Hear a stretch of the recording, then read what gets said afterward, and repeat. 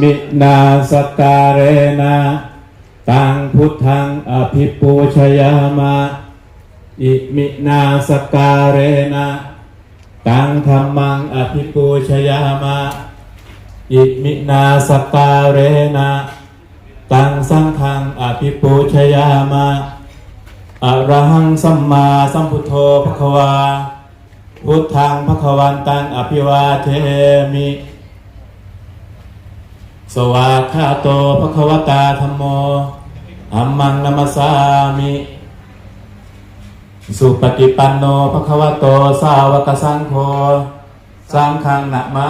มิภควะโตอะระหะโตสัมมาสัมพุทธัสสะ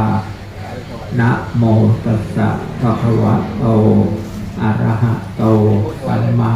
สัมพุทธัสสะนะโมตัสสะภะคะวะโตอะระหะโตสัมมาสัมพุทธัสสะนะโมตัสสะภะคะวะโตอะระหะโตสัมมาสัมพุทธัสสะ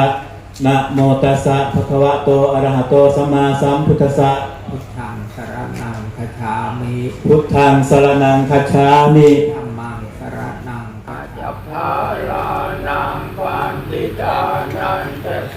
วังปฏิรูปเทสวะโสจะภูเป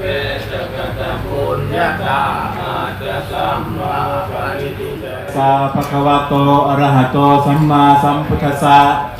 นะโมตัสสะภะคะวะโตอะระหะโตสัมมาสัมพุทธัสสะนะโมตัสสะภะคะวะโตอะระหะโตสัมมาสัมพุทธัสสะข้าแต่พระสงฆ์ผู้เจริญข้าพเจ้าทั้งหลายขอน้อมถวายภัตตาหารกับทั้งบริวารทั้งหลายเหล่านี้แด่พระภิกษุสงฆ์ขอพระภิกษุสงฆ์จงรับ